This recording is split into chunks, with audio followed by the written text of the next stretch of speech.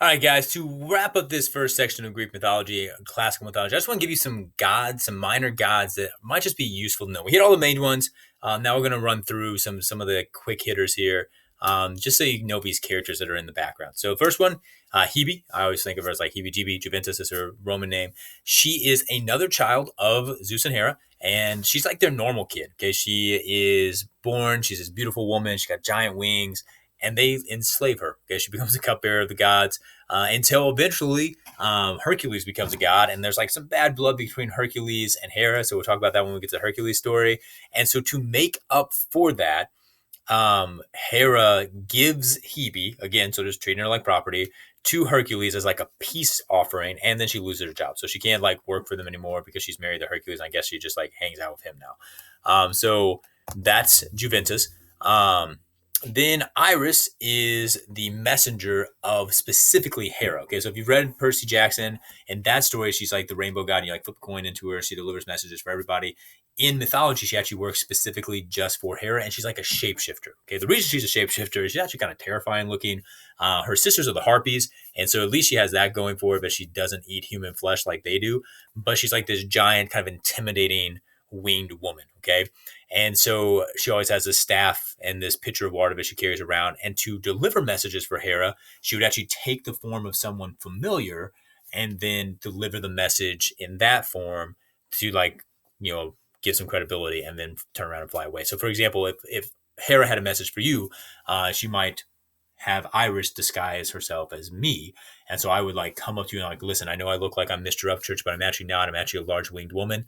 You would say, I accept this. I would then deliver my message, turn around and fly away. Okay. So that's what she looks like. So again, kind of a terrifying figure in appearance. I mean, I'm not super scared. I'm not really sure why she has the rainbow or the pitcher of water. I'm not sure where they come in handy, but she delivers messages, which is cool. Pan, Faunus, is the god of shepherds and flocks. He's actually a really famous god, but he plays a very small role in most of the story. So basically, he's the mean, ugly goat man that everyone hates. Okay, and so he looks like a satyr. So he's got body of a man, legs of a goat. So upper body of a man, legs of a goat. And he's mean. Okay, like the word panic comes from Pan because what he liked to do is like hide beside the side of the road, and when travelers would come by, he would just jump out at them and scream. And when they saw this mean, ugly goat man jump out and scream, they would run away in fear, hence panic. Okay. Most people did not like him. Like people in Arcadia kind of enjoyed his company, but that would be, like Dionysus and people like that weren't the best judge of character anyway. Like mostly what he does, like his reed pipe is a really good example of this. He carries it around with him, but the way he even got that pipe is he is always chasing after nymphs who want nothing to do with him. So these beautiful young nature goddesses, and he's chasing after one in particular with the intention to mistreat her. And her friends turn her into a field of reeds to hide her from him. And he sees that happen and decides he's just going to chop down those reeds, turn her into a reed pipe, and carry her with him everywhere that he goes. So again, not the best guy to be around. Okay. Then we have Thanatos. A lot of people think Thanos now because of Marvel, but Thanatos or more, he is like the Grim Reaper of Greek mythology. And so he is the Greek personification of death, where Hades rules over the dead.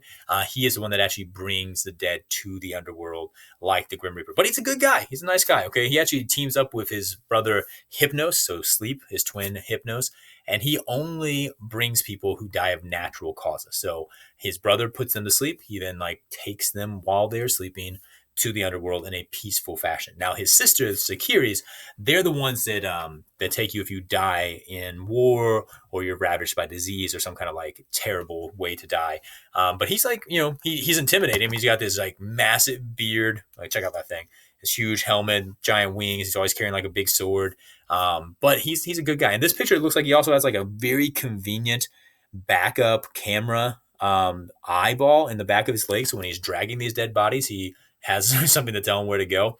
But intimidating, but cool guy. This underneath me here, that's Achilles, which is super creepy. And actually, I can only show that portion of the body because the shirt ends there for whatever reason, which is super unpractical design. But if you died of violent causes, they're the one that's coming to get you. So that's what it is. So we'll keep plowing through next time, but there's some good minor gods for you.